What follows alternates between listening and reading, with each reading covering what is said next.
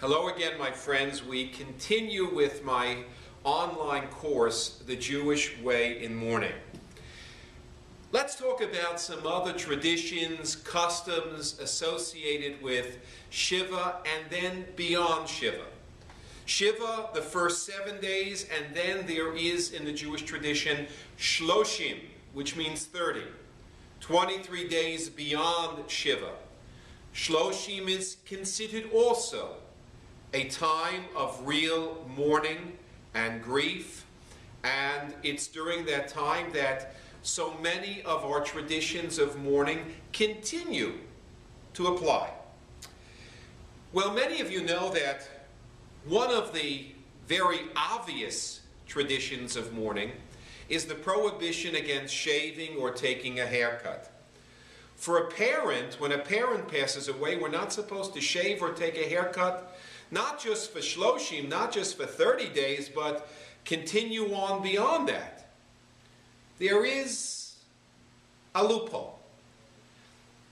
If someone says to you on the 30th day or afterwards, well, you're not looking good, you're looking unkempt, that gives you the justification on that day, the 30th day or beyond, to shave and take a haircut.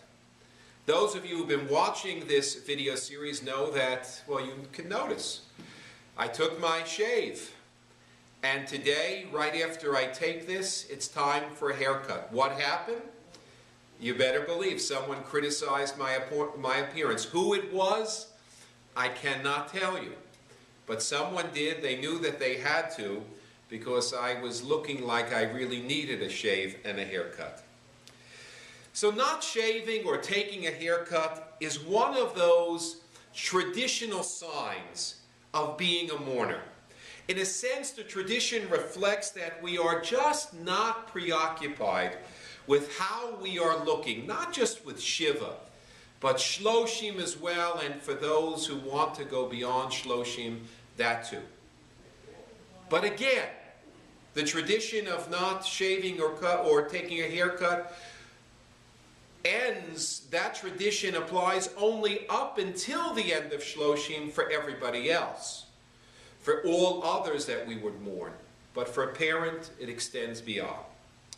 During Shiva and in Shloshim and beyond, for a parent, that is, everything for a parent is extended beyond the 30 days.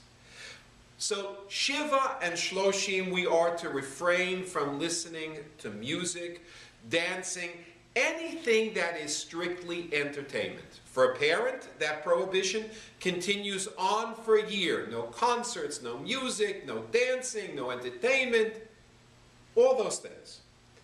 There's a sense that entertainment is out of sync with where our emotions, our spirit, our soul is at that time. There's a sense that our soul and spirit need time to heal before they're ready to hear music again and to laugh again, before it's ready to be entertained. We all have to feel our way through this process, through the process of mourning. Anyone who has gone through this period knows that there are days in which you feel a little bit stronger, and they're followed by days in which you feel just a little bit sadder all over again. It's a time in which the emotions ebb and flow. So the Jewish tradition says, again, as I've said before, be kind and patient with yourselves. Don't push the process of mourning. Don't try to shortcut it. Let your soul, let your spirit have the time that they need to heal. Whether it's Shloshim, the 30 days, or the year for a parent, there is wisdom to a tradition that says, as that very famous corporation said, you deserve a break. We all deserve a break when we are mourners. I'd like to talk to you about Kaddish. I'm a great believer in the tradition of Kaddish. By our tradition, we say Kaddish at the morning service, in the afternoon service, and the evening service. Now I'm running all over the place. Here I am some mornings for services, maybe at Ohav Shalom. Other mornings when we don't have a service here, running for Mincha, running for Mariv, just trying to make certain that I say Kaddish. We come to say Kaddish so that we can connect. Connect with God, connect with other mourners in our community, and at the same time, try to keep that connection with our loved ones strong in a very traditional way. Kaddish is said in a minyan. That is where it's supposed to be said. It's supposed to be said where, when you rise to say Kaddish, you hear the voices of other people who are hurting as you are hurting, who are feeling lost as you are feeling lost, and somehow the idea is that together we bring each other comfort. Here, once again, for everyone else other than a parent, Kaddish is said just for 30 days. For a parent, it's 11 months minus 1 day. We don't say.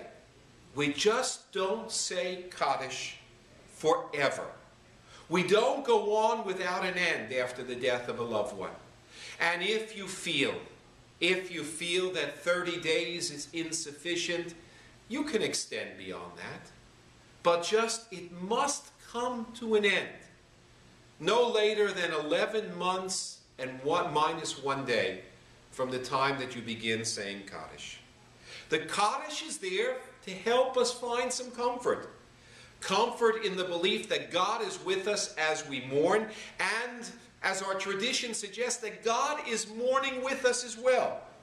Comfort in the thought that we're doing something for the people that we say Kaddish for. Our tradition tells us that every time the neshama, the soul of the person for whom we're saying Kaddish, hears those words, Yehei Shmei Rabba Mivorach Liolam Ulomei Omaya, the well-known refrain of the Kaddish, the neshama, the soul and spirit of that loved one of ours is comforted in hearing those words. The words of the Kaddish accentuate life and peace. They're there to remind us that we still have life.